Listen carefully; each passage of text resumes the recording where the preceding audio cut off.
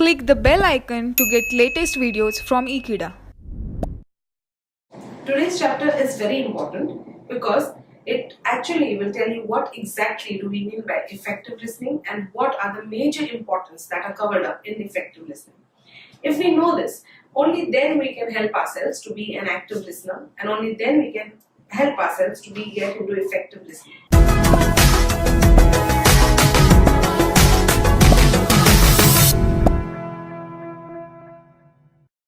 Hello friends.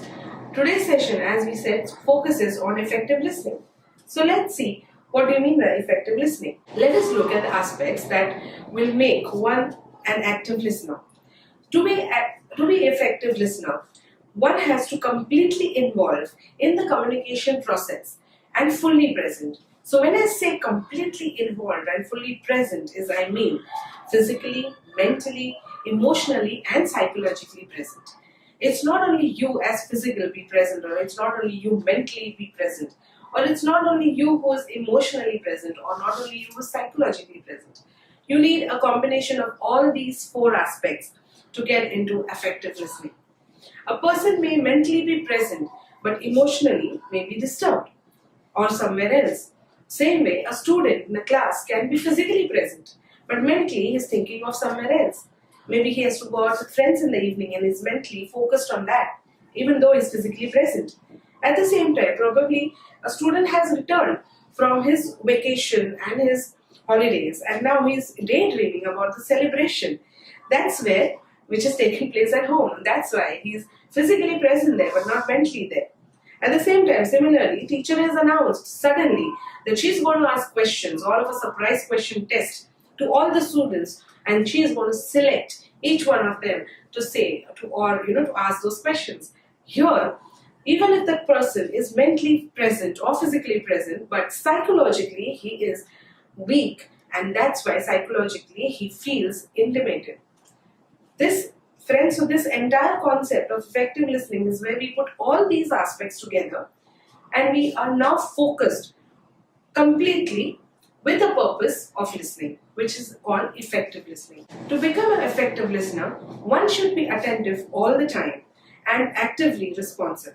So only attentive would not work. If you're not responding, it doesn't show that you're completely in the place or you're right attentive or you're paying complete attention. It will only show if you respond. And should be conscious of and in complete control on your preoccupations. So he should be conscious of whatever he's preoccupied with. He should get out of all those preoccupations and distractions. So when we say effective listening or effective listener, he is a person who's fully focused with complete conscious, gets out the entire distractions, focuses completely without any preoccupations, and of course is very responsive and ready for a feedback. That person who has that entire things in place, an entire process in line, he is called an active listener, and now he is an effective listener as well. Students often get distracted with very small things, especially in the classroom. So let's see, a passerby or a chirping bird going from near the window of the class also makes them lose their concentration. That's the reason why there is a difference between a student and a completely mature person, because the student's attitude or the personality or the idea of concentration is way different from an individual or a personality or a grown-up person, mentally stable. So that's the reason why I always give examples of students, because that's the best way to explain how we differ with our different aspects of effective communication or effective listening, I would say. Moreover, as Robert Schuller says, the mind is like a parachute. It functions when it is open. Only when the mind is open, it will function to its complete 100%. It can receive ideas, receive concepts, it can assimilate a lot of things, it can interpret, and it can also critically think. So we have to keep our mind like a parachute. It's open always for everything to be welcome. We have to keep our mind like an open frame for welcoming any ideas, any concepts, any misconceptions also for that matter, to get into action. Only when we are open to such ideas and only when we pretend to be only when we attempt to be a parachute, we will be open to all these ideas and concepts, and we will then be able to listen effectively. To keep one's mind open, one should train the mind to listen without any prejudice. So when I say prejudice, what do you mean by prejudice? Prejudice is forming an opinion about a person in the mind even before confronting that situation or that person or any face-to-face reactions. Even before that, when we make a judgment or we make a opinion about that person or the situation, and we become judgmental even before verifying the facts. So a stage of judgmental, a stage of judgment even before we knowing the facts, and we start thinking and making opinion in our mind about someone. That is called prejudice.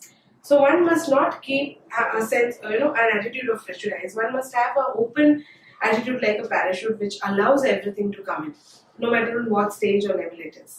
So these were the major facts that you needed to know, that we all need to know about effective listening. Let's see how important they are. So what's the importance of listening? Why are we talking so much about listening today? So let's see the importance. Listening is an important receptive skill. It's very important to understand, friends, that it's receptive. That's something that you receive. Every time it's not necessary to give out something to someone, because that's not the only important thing. So when we say speaking and when we say communication, that's giving out a lot of information, giving out a lot of knowledge, or giving out a lot of opinions, facts, etc. Here we are talking about vice versa process, which is called a receptive skill, which is nothing other than listening skills. This is one of the most important ways of receiving information is through listening skills. There is no way that you can get information from any other angles, only by listening or by reading a particular information. Again, reading also interprets listening skills. So only by listening skills is what you can get the major information, most important information. Imagine if you're looking at my video with a mute and I'm just moving with my body language, gestures, postures around, and you're actually not able to hear me. Are you getting the information?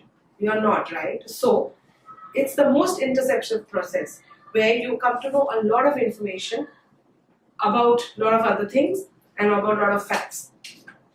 That's the way that's why we say it's the one of the major important receptive skills. Good communication skills make people productive.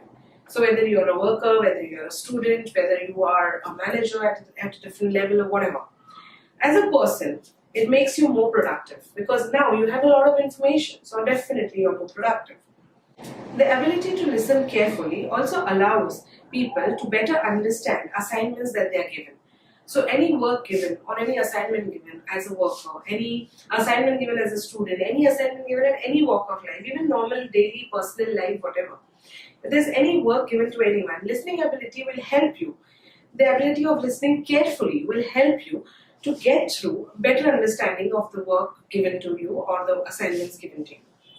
People are able to understand better what is expected out of their management. So whether you are at home and you're expected to take care of a child and someone has to give you some message for the child, anything, any example for that matter. So it becomes easy for understanding and then you reach up to that expectation of that person.